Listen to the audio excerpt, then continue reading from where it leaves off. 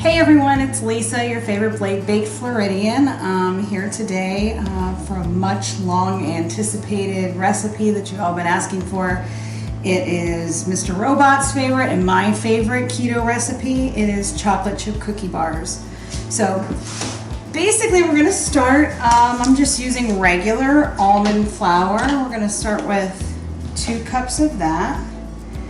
Before that, if you want to get your oven ready, you can actually preheat your oven to 350. So we're going to add 2 cups of almond flour.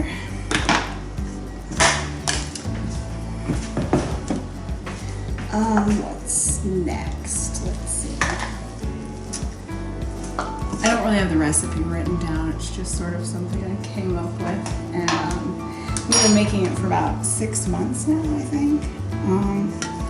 Half a cup of regular Splenda. You can actually use any kind of sweetener that you want. I know most of my friends use stevia with the recipe and it works out just fine. Same thing with this. This is actually Splenda brown sugar. Stevia also has a brown sugar version. You can use any one of those as well. We're actually going to do a full cup of brown sugar.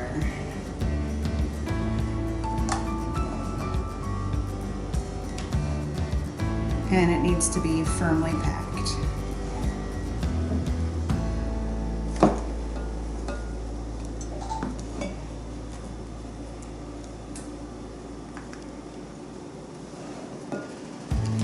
And just an extra little bit more for good measure. Why not, right? I can definitely use some sweetness. Okay.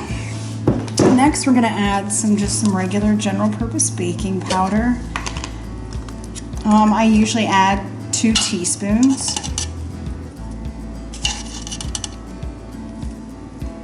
Okay. Some vanilla. How much is really your preference? I usually use a tablespoon, so I have a teaspoon here, so that'll be 3. And use good vanilla. Like, bad vanilla is never worth it. Okay, and next I need an egg.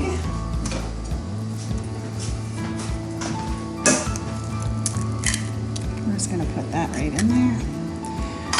After that, we're gonna do a whole stick of butter melted. I use unsalted, but I know plenty of people that use salted and like it just as well.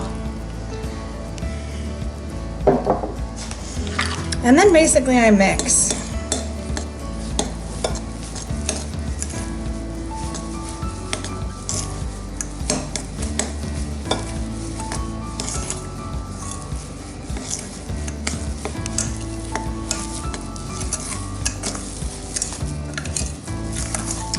And now here's the fun part. You can kind of do pretty much whatever you want next. These are called chocolate chip cookie bars. When we first made them, that's what we put in. We're chocolate chips at this point. However, since the evolution of this recipe, we now add nuts. I'm gonna add pecans, and we like a lot, so we're gonna add a lot of pecans. We get them really good pecans local at Renfro's right down the street in Pensacola, so we have a tendency to always try to use those because they're local. And then, obviously, because we still want this recipe to be keto, we're going to use sugar-free chocolate chip, and we love Lily's. You can use white chocolate. Over here is white. Butterscotch is something we haven't used before. I think we're going to use some of those today. There's chocolate salted caramel, and then there's dark chocolate. That's Mr. Robot's favorite. So I think we're going to use some butterscotch and dark chocolate chips both for this recipe. And however much you want to add or not add is completely up to you. I just kind of eyeball it. Since I'm adding 2 kinds, I'm going to add less amounts of each. Maybe, I don't know, I'm really anxious to try these butterscotch ones, so I might get a little heavy-handed. They smell really good. And then I'm just going to fold those in. This has a lot of stuff in it. These are gonna be really good. Okay. And then I'm just gonna take some non-stick spray. I'm gonna use some Pam with coconut oil. This is just an 8x8 glass dish, just so it doesn't stick. And then the best way to do this is I just cut myself a piece of parchment paper so I don't actually have to touch the dough. Pour it in here.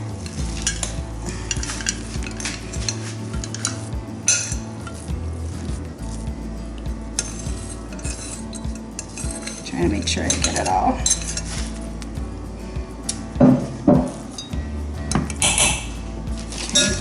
I just take a piece of parchment and press the dough to form into the 8x8 pan until it's even. You make a nice, even, uniform bars.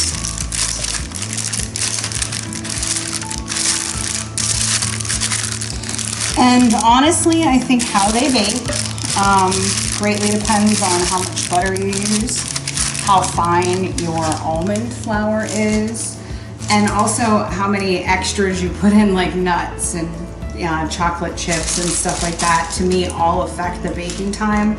So I won't really give you how much time, but I do a 350 oven, and usually it's anywhere from 12 to 20 minutes depending on what I've put in them. I just really watch them, and you want to see them just start to get sort of golden brown on the edges, and that's usually a good key to take it out. So we're going to put this batch in the oven.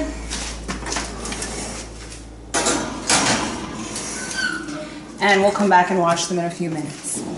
Okay, so it's time to take out our chocolate chip cookie bars.